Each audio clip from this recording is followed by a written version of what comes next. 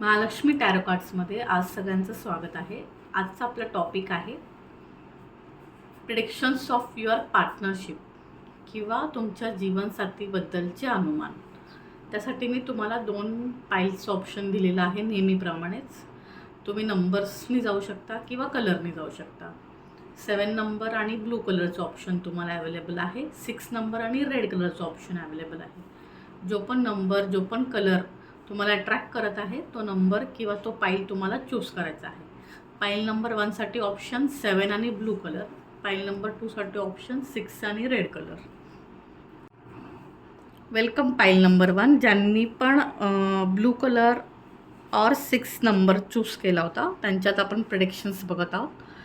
तर first card इथे आलेला आहे किंग ऑफ सॉर्ट्स. तर किंग ऑफ सॉर्ट्सचं कार्ड्स तुम्हाला हे सांगू पाहत आहे की तुमचे जी कोणी लाईफ पार्टनर असेल ती खूप स्ट्रिक्ट असू शकते किंवा लाईफला घेऊन डिसिप्लिन आयुष्य जगणारी असू शकते. 7 ऑफ कपची ऊर्जा इथे आहे, म्हणजेच ती हे सांगत आहे की त्यांचे लाईफमध्ये खूप सारे विशेष असू शकतात, महत्त्वाकांक्षी ती व्यक्ती असू शकते आणि हळूहळू का होईना पण लाईफमध्ये त्यांच्या ज्या काही डिझायर्स आहेत त्या कंप्लीट करण्याचा त्यांचा मानस असू शकतो. 2 ऑफ कप किंवा द स्टार कार्डची एनर्जी इथे आहे. तर स्टार कार्ड तुम्हाला हे सांगत आहे की तुमची जी कोणी लाईफ पार्टनर आहे मे बी ती फेमस असू शकते किंवा वेल नोन पर्सनॅलिटी असू शकते. त्यांच्या लाईफमध्ये खूप माणसं असू शकतात.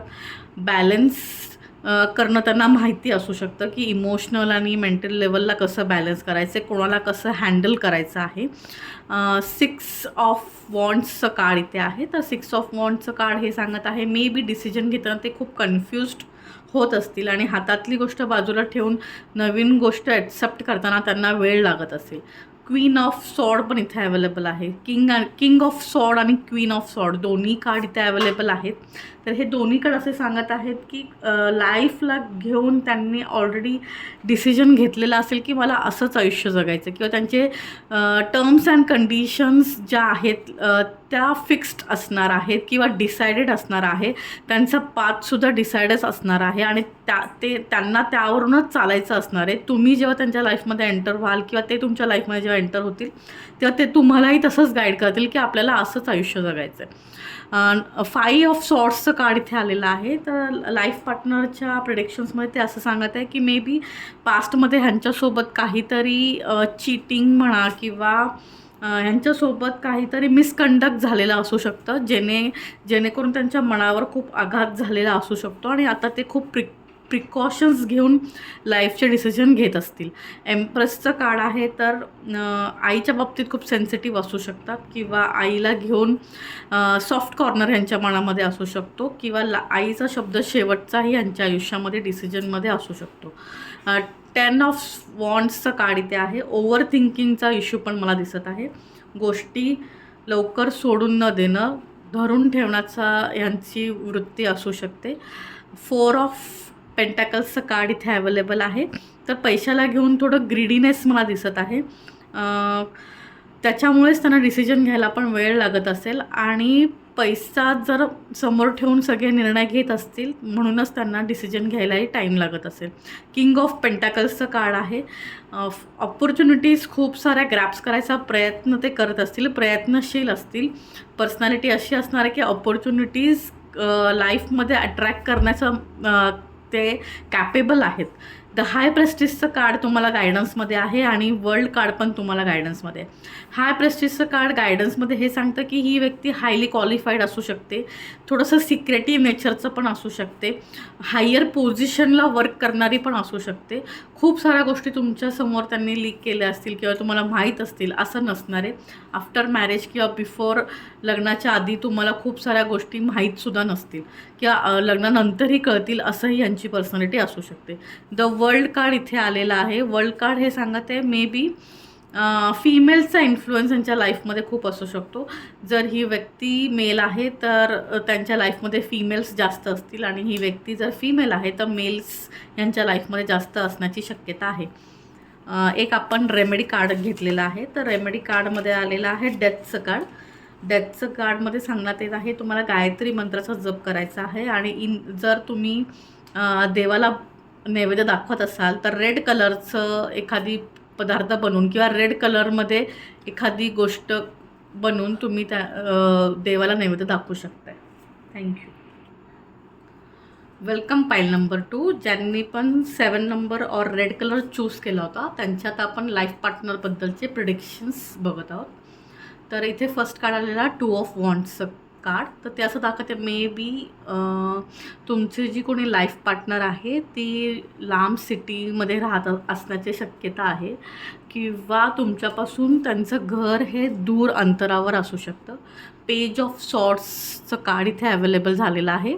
तर ते असं सांगत आहे मे बी थोडी मॅच्युरिटी पण मला कमी दिसत आहे. म्हणजे डिसिजन घेताना इमोशनल लेवलला जाऊन विचार करत असतील. प्रॅक्टिकली डिसिजन घेताना त्यांना प्रॉब्लेम येत असेल because of maturity, lack of maturity. King of पेंटॅकल्सचं कार्ड आहे. तर ह्या व्यक्तीला मला वाटत नाही की फायनान्सचे काही इश्यूज असतील. फायनान्शियली ते स्टेबल असू शकतात किंवा यांच्याकडे अदर सोर्सेस फायनान्सचे एक सोडून 2 सोर्सेस 3 सोर्सेस अवेलेबल असू शकतात. एकाच सोर्सवर ते आहेत रिलाय आहेत असं वाटत नाही आहे. ह्यांच्याकडे उत्पन्नाचे अनेक साधन असू शकतात.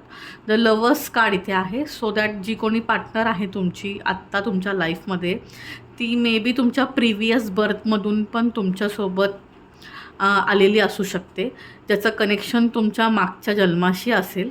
सो दॅट हे लवर कार्ड्स इथे आलेलं आहे. 7 ऑफ वॉन्ड्सचं कार्ड इथे आहे. तर ते असं सांगत आहे रिलेशनशिपमध्ये तुम्हाला खूप एफर्ट्स घ्यावे लागत असेल किंवा ती व्यक्ती जी आहे ती खूप एफर्ट्स घेत असेल. मग ते सरप्राईज प्लॅन करणं असू दे, आउटिंग बाहेर जाताना गोष्टी डिसाईड करणं असू दे, डिसिजन मेकिंग मे बी त्या व्यक्तीचा तो रोल असू शकतो.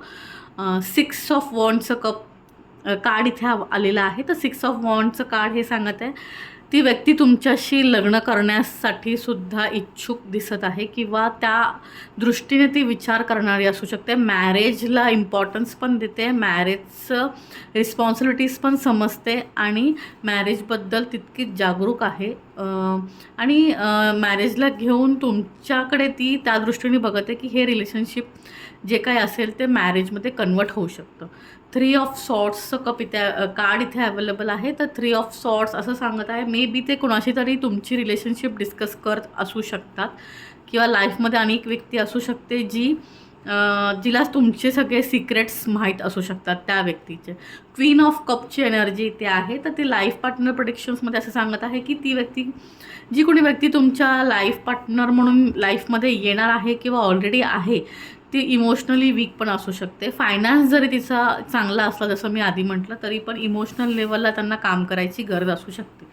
3 ऑफ वॉन्ड्सचं कार्ड इथे आहे. तर 3 ऑफ वॉन्ड्स हेच सांगत आहे मे बी ही व्यक्ती जसं मी आधीच म्हटलं की दूर सिटीला बिलॉंग करते किंवा त्यांना दूरची ऑपॉर्च्युनिटी आत्ताही रिसीव्ह झालेली असेल किंवा तुम्ही जेव्हा त्यांच्या लाईफमध्ये एंटर कराल तेव्हा त्यांना अनेक ऑपॉर्च्युनिटी रिसीव्ह होईल जी दूरच्या परदेशातली असू शकते किंवा नवीन शहरातली असू शकते.